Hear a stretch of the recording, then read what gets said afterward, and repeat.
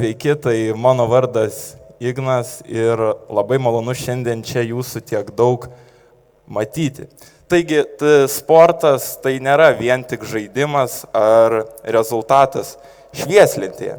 Šiandien galėsim pakalbėti ir padiskutuoti, kaip sportas gali tapti labai stipria platforma siekiant išugdyti tiek gerasias savybės, tiek vertybės, kurių mums gali reikėti ir žinoma reikės visą gyvenimą. Pasižiūrėsime keletą ir mano paruoštų video iš gyvenimo. Bet prieš tai labai norėčiau su jumis pažaisti vieną trumpą žaidimą ir kiekvieno iš jūsų paprašysiu įsitraukti. Taisyklės yra labai paprastos. Jeigu aš sakau skaičių 1, jūs suplojat 1 kartą. Jei aš pasakau skaičių 2, jūs suplojat 2 kartus. Visi kiti skaičiai negalioja ir neveikia. Ar galim pažaisti? Galim, liuks. Pasiruošę? Taisyklės aiškios, taip? Super. 1, 2, 1, 3. 1-0 aš laimiu kol kas, bet duosiu dar vieną šansą, gerai? 1,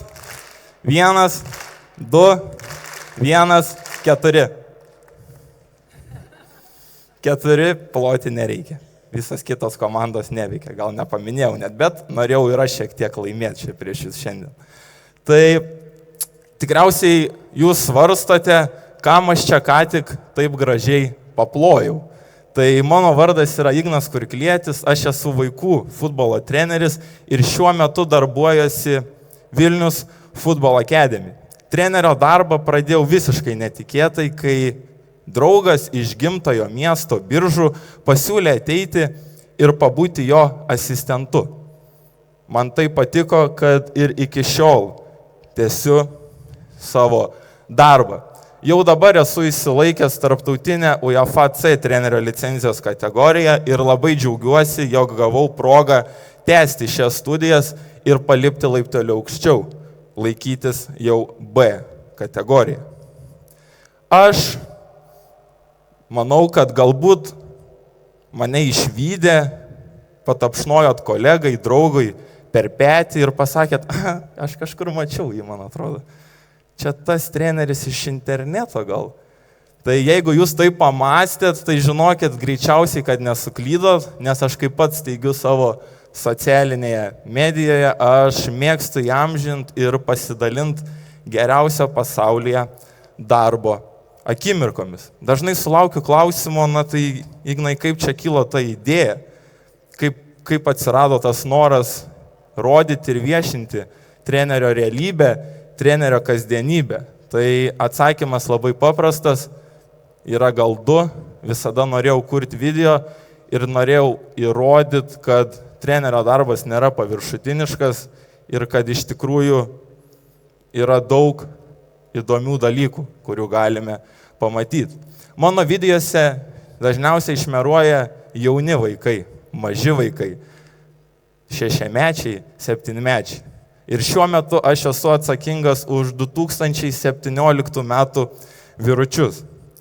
Tad aš puikiai suprantu, jog ne visi pasieks iš šių sportinių aukštumų ir nesenai buvau vienoje labai įdomioje futbolo konferencijoje, kur išgirdau labai įdomią mintį, jog tik 1% profesionalių atletų, kurie propaguoja olimpinių žaidynių sporto šakas, į jas patenka. Tad galim susimastyti ir pagalvoti, kiek iš jų laimi medalius, prizus. Tai labai labai maža dalis. Tad tai man surezonavo ir aš pradėjau šiek tiek kitaip žiūrėti į savo darbą, kad aš turiu juos mokyti, ne tik kaip taisyklingai spirti kamuolį, kaip greičiau bėgti ar aukštai pašokti. Aš turėjau pažiūrėti ir iš kitos pusės, kad aš jam galiu skiepyti gerasias vertybės, savybės, kurių jam reikės visą gyvenimą, net jeigu jie ir netaps profesionalūs futbolininkai. Tad norėčiau dabar jūsų visų paklausti, kaip jau minėjau prieš tai, aš treniruoju mažuosius futbolininkus ir kaip manote, kokias tas vertybės ir savybės būtų galima pradėti jiems skiepyti.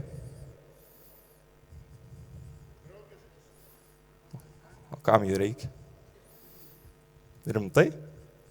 Nu, dar kažkas gal. Laukiu protingų minčių. Pagarba girdžiu. Aha, ką dar?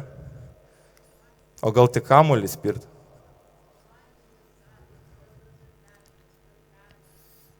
Tai kur jie dės jas? Smūgis galva, pagaliau. Gerai, dabar norėčiau labai ačiū už atsakymus ir tie, kurie su manimi kalbėjo, kokias emocijas jums užplūdo, kai aš taip nepagarbiai reagavau į jūsų atsakymus. Tikriausiai pagalvojot, ką čia tas jaunuolis šneka. Tai kaip jis gali būti treneris? Nevesim vaikų. Tad kažkas sakė atfollowins, šiais laikais jo taip, tai svarbu, neduok Dieve, vienu mažiau. Ir iš tikrųjų, aš manau, kad niekam nepatinka, kai su jais kalba nepagarbiai ir negražiai. Tad įsivaizduokime patys, jeigu aš tokiu tembru, tokiu tonu ir tokiais atsakymais bendraučiau su vaikais, ar jie jaustųsi saugiai? Ar jie norėtų užduoti man klausimų, ar jie nesijaustų suvaržyti. Manau, kad savaime aišku, kad jie sekančią dieną jau pas mane į treniruotes, tikrai neateitų. Galbūt aš net pats to nesuprasčiau. Todėl aš savo komandoje stengiuosi įdiegti pozityvę aplinką. Kas tai yra? Tai tokia aplinka, kurie jie jaučiasi saugiai, jie nebijo būti savimi, jie nebijo užduoti man klausimų. Mano vienas iš didžiausių tikslų, kad jie visų pirma į mane žiūrėtų kaip į savo draugą, o ne į kažkokį trenerį ar piktą dėdę, kuris garsiai šneka. Aš jaučiu, kad tai yra mano atsakomybė jiems sukurti tokią aplinką. Nes aš noriu, kad jie ateitų į sekančią treniruotę, po to į sekančią treniruotę, nes jie tik į tokią aplinką norės grįžti. Nemanau, kad kažkas norėtų grįžti į tokią, kurioje mes išreiškėme nepasitikėjimą ar negražiai bendraujame. Pasižiūrėkime labai trumpą įrašą iš mūsų treniruotės ir galėsim pakalbėti, ką mes čia įžvelgiam. Nesuprantu, tai kur tu buvai? Ai, ką darai? Eik tenai. Labai gražus, trumpas ir paprastas video, jeigu jį žiūrėtumėm tiesiog paprastai, pamatytumėm gražią situaciją, iš kurios galim pasijuokti. Bet aš manau, čia yra labai geras tos pozityvios aplinkos pavyzdys. Kai treneris pamato atbėgantį vaiką, jis labai normaliai paklausia, kur jis buvo ir kas svarbiausia, vaikas atsako nuoširdžiai ir nebijantis, kad iš jo kažkas pasijuoks ar jį sumenkins. Ir po to trenerio reakcija. Visiškai rami, visiškai normali, nesijuokiant, abu vyrai, kaip aš kalbu, pašnekėjo ir išėjo dirbti savo darbo. Vienas treniruot, kitas treniruotis.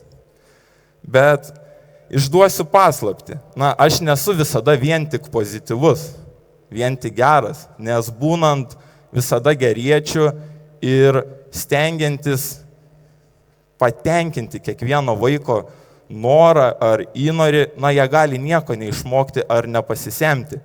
O mano kaip trenerio vienas pagrindinių darbų ir yra toks, kad vaikas iš treniruotės, iš rungtynių ar grįžęs iš stovyklų būtų kažko išmokęs.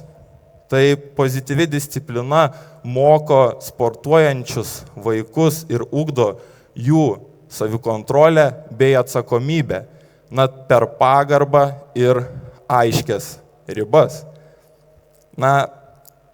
Pozityvi disciplina nemoko kažkokios baimės, ji kaip tik vaikui stengiasi sukelt vidinę motyvaciją, kad vaikas, kas yra be galo svarbu, kad vaikas pats suprastų, kodėl jis turi eiti treniruotes, kodėl jis turi sportuoti, tobulėti ir norėti bendradarbiauti tiek su manim, tiek su savo draugais. Tačiau pažvelkime į patį sportą, biškį negalima sakyti, lietuvių mokytoja mokė, tai truputuką iš kitos pusės. Pažiūrėkime ledkalnio metaforą. Viršuje matome Lietkalnio viršūnėje matome savybės, kurių progresą mes galim pastebėti plika akimi. Tai yra fizinių savybių lavinimas, įgūdžiai su kamuoliu, tai priklauso aišku nuo sporto šakos, kūno valdymas, vaikai tampa plastiškesni, jie pradeda greičiau bėgti, jie pradeda geriau mušti ir tai akivaizdžiai matosi. Tačiau po šitų visų dalykų slypi kur kas gilesni procesai. Tai yra, mes mokomės darbo etikos, atkaklumo, mes priemame sprendimus, mes įgauname motivaciją tobulėti ir kas yra labai svarbu, drąsą klysti. Taipogi, sportas tampa puikia platforma susipažinti ir suprasti, kas yra disciplina, kas yra atsakomybė, mokomės savarankiškumo ir, kas yra labai svarbu, pasitikėjimo savimi. Ir aišku, atsparumas klaidoms irgi yra be galo svarbu. Kaip ir minėjau prieš tai, aš kuriu ir dalinuosi socialiniuose tinkluose video iš rungtynių, stovyklų, turnyrų. Dabar norėčiau, kad pasižiūrėtumėme vieną video, kurį matėme prieš tai mano rodytoje, kurios savybę matėme prieš tai rodytoje skaidrėje, tai apie pasitikėjimą savimi. Kas yra? Skauda? Negera? Tai tu galvoji, kad tu per vieną dieną pamiršai kaip fulę žaisti? Aišku, kad ne, neįmanoma. Biškai labiau pasitikėti savim reikia, gerai? Aš tikiu, draugai tiki, žinom, kad moki mušt, moki gintis, moki pasuoti. Bet jeigu pats galvosi, kad nemoki, tai nieko nebus. Supranti? Viskas nuo galvos, o tada į kojus, ane? Viskas bus gerai, davai. Noriu įvarčio ir šventimo, gerai? Davai. Vienintelė klaida šitam video, kad treneris 2 kartus pasako žodį davai. Toliau, manau, viskas labai gražu.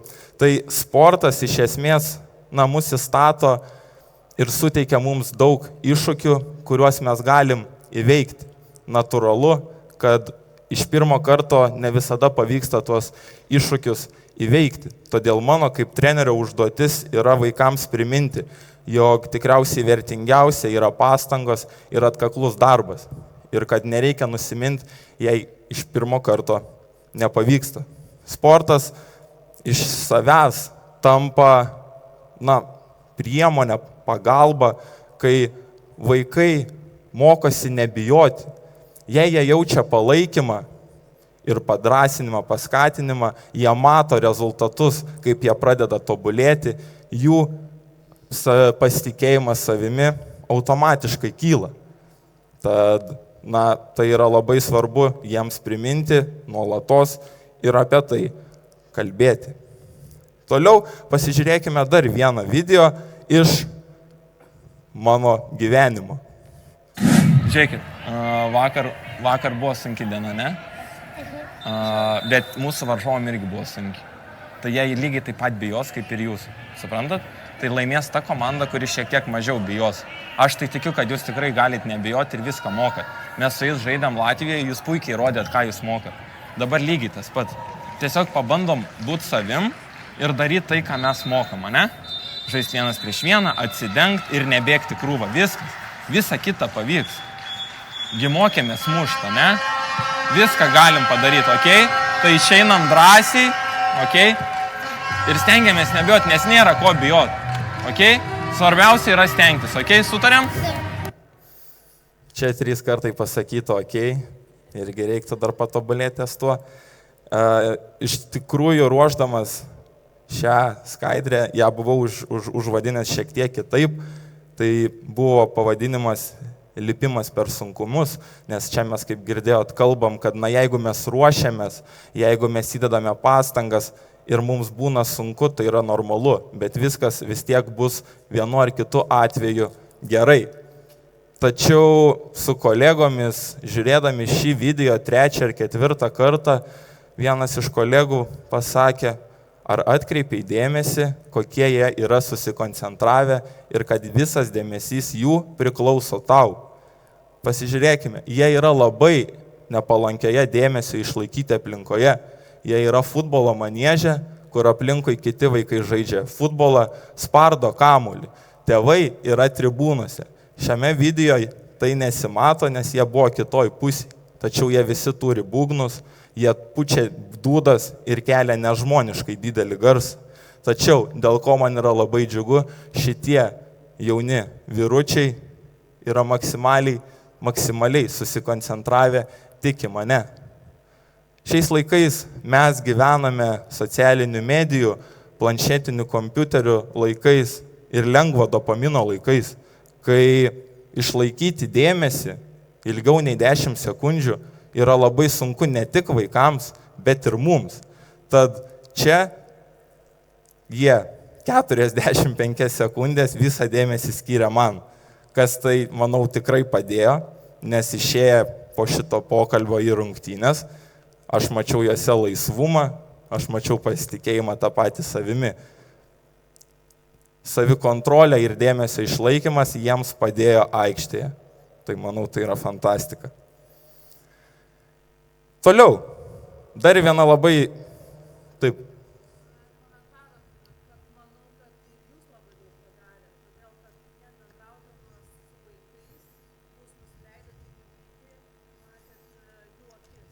Taip, čia labai svarbu, ačiū už pastabą.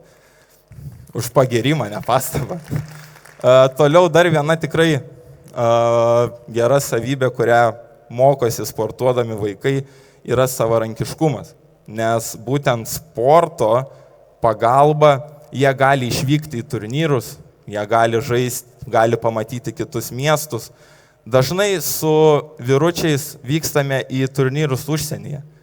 Mūsų komandoje yra 2 taisyklės. Pirmoji taisyklė yra skirta vaikams, antroji taisyklė yra skirta tėvams. Kaip galvojat, kokia pirma taisyklė galėtų būti skirta vaikams prieš vykstant į kelionę? Girdėti ir klausyti. Visų pirma, mes turim susikrauti lagaminą, kad galėtumėm išvažiuoti. Tai vaikai turi užduotį susikrauti lagaminą. Kaip galvojat, kokią užduotį turi tėvai? Netrukdyti, taip. O ką dar gali? Kokia dar galėtų būti užduotis? Puikiai. Tėvų užduotis yra patikrinti, ką vaikai įsidėjo. Nes jeigu jie to nepadarytų, galimai, pavartosiu dabar labai populiarų žodį, galimai iš 18 į turnyrą nuvykusių vaikų 14 neišeitų į aikštę. Nes neturėtų šortų, dažniausiai marškinėlių, trūktų vienos kojinės, visada kojinių trūksta.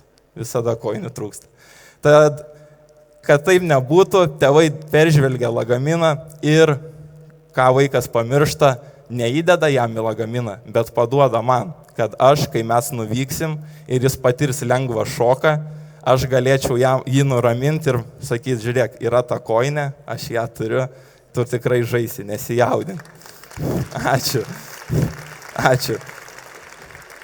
Ir kaip jūs galvojat, koks bus sekantis dalykas, kurį jis įsidės į lagaminą, vykstant į kitą kelionę? Kojinė. Būtent ta kojinė, kurią jis pamiršo. Tad tai bus ne tik gera išvyka į turnyrą, bet ir savarankiškumo pamokos, kurias jis atsimins visą gyvenimą.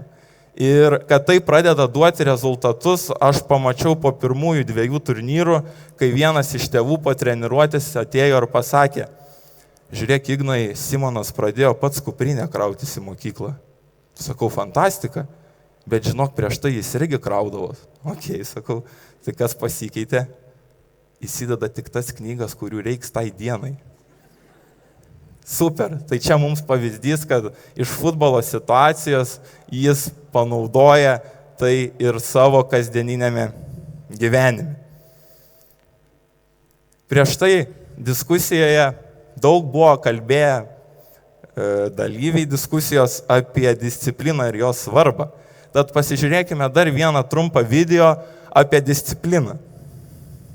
Kas čia yra? O kas čia yra? Batonėlį gausi, jeigu gerai žaisi. Bet jeigu ne, tai... Aš iš vis nevalgiu. Kodėl? Nes aš noriu būti geras futbolistas. Noriu būti geras futbolistas.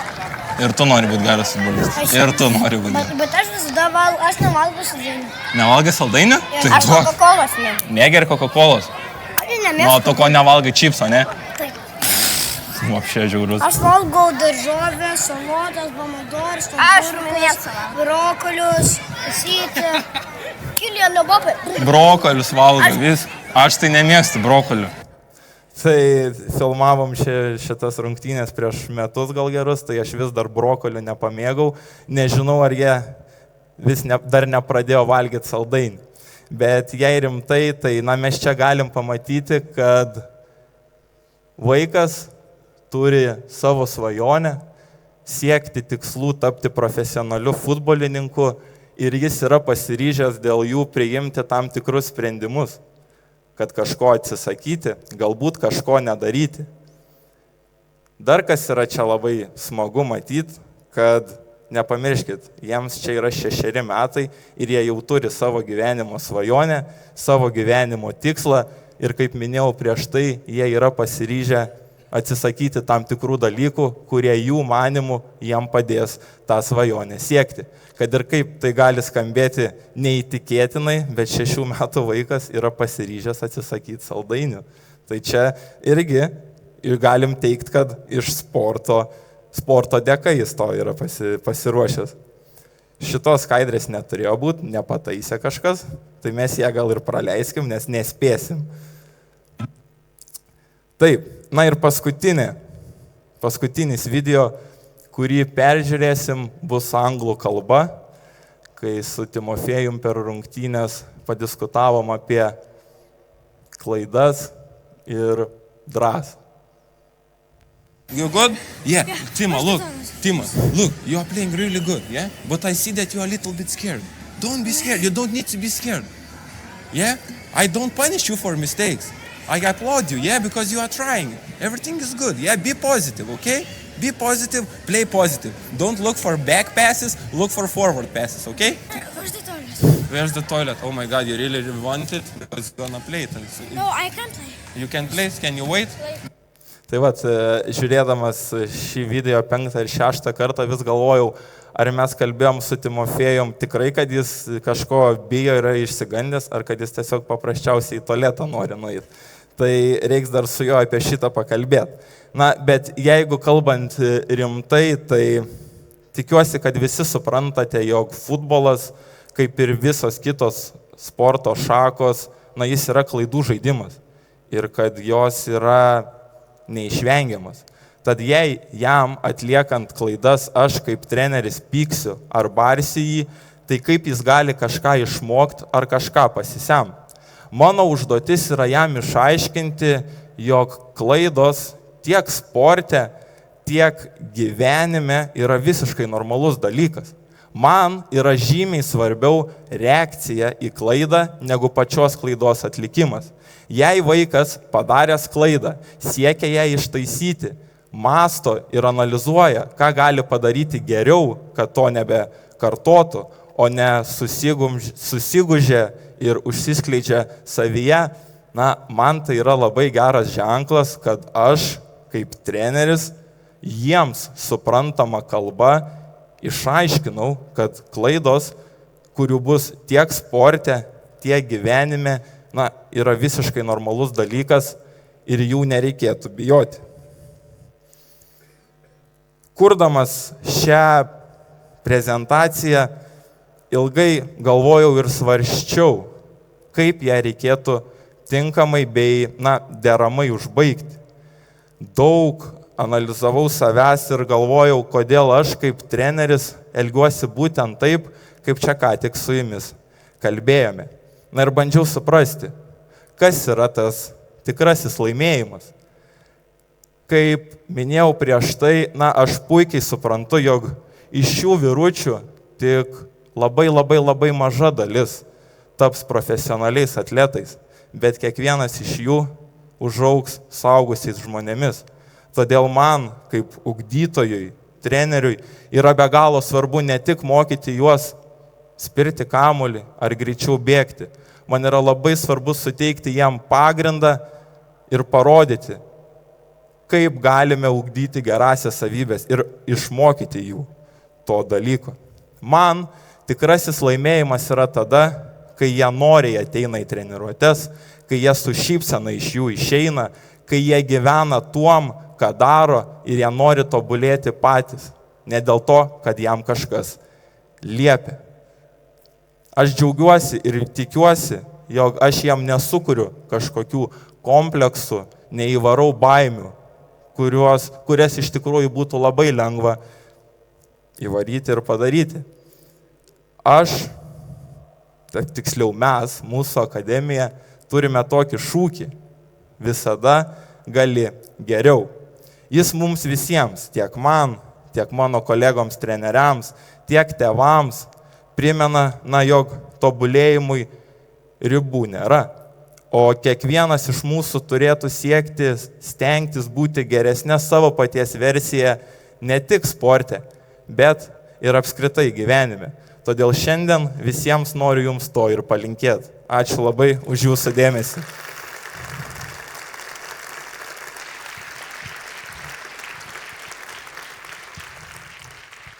Ačiū Ignui Kurkliečiui už puikų pranešimą, už labai smagias skaidrės. Jeigu turite klausimų Ignui, štai kyla 2 rankos. Ar gali mikrofonas atsidurti tenais?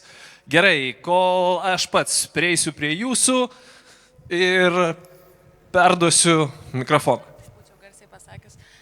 Aš turiu klausimą jums dėl to, kad sakėt, stengiatės su vaikais būti kaip su draugais. Taip. Tai kaip išlaiko tą ribą, kad vis tiek jūs esate treneris, jie turi jūs gerbti. Tai nebus kažkada taip, kad jie bus taigi draugelis, jis mano, tai dabar aš kalbėsiu su juo kaip noriu. Tai kaip aš ir sakiau, yra nubrėžtos jiems aiškios ribos. Tiesiog mes susikūrėm ribas, kuriuose jie jau supranta, kada jau reikėtų parodyti treneriui daugiau pagarbos.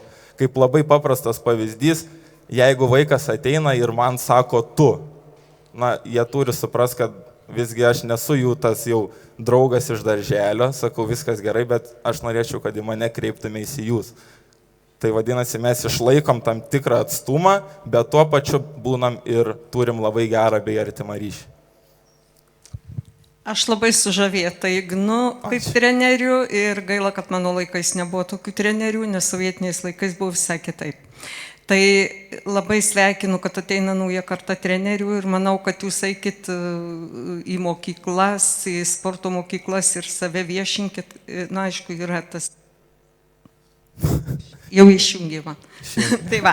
O dabar kitas dalykas, tai jūs čia su tais vyručiais, bet aš labai norėčiau, kad jūs į mergaičių grupę susirinktumėt.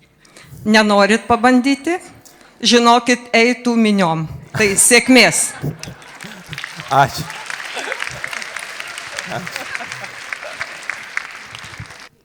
Kaip reikalai su tėvais, iš kurios pusės? Iš blogosios? Aš visada skatinu savyje nelaikyti, kai atsiranda kažkokių klausimų, o visada eiti ir kalbėtis. Tai mes dažniausiai, kai pradedam kalbėtis, labai dažnai išsiaiškinam ir randam tą sprendimą. Tai iš tikrųjų santykiai su tėvais, jų būna visokių. Vieni labiau nori eiti į kontaktą, kiti nenori eiti į kontaktą ir šnekėtis, tai visada stengiasi prisitaikyti, bet santykis su tėvais bent jau šiuo metu, dėl ko aš esu labai dėkingas ir gerbiu juos už tai, yra geras, nes aš jaučiu iš jų pasitikėjimą ir jie tiki tuom, ką aš darau, kokias aš noriu jam vertybės tiek aikštėje, tiek už jos ribų įskiepyti ir manau, tai jam užtenka. Labą dieną visiems. Ar tai čia jūsų svajonių komanda, ar jūs tik tai porą metų treniruosit jaunesnius vaikus? Jeigu tai pažiūrėt plačiau, mokykloje tikriausiai vienas mokytojas nuo 1 iki 12 klasės nemoko. Tai lygiai taip pat ir pas mumis.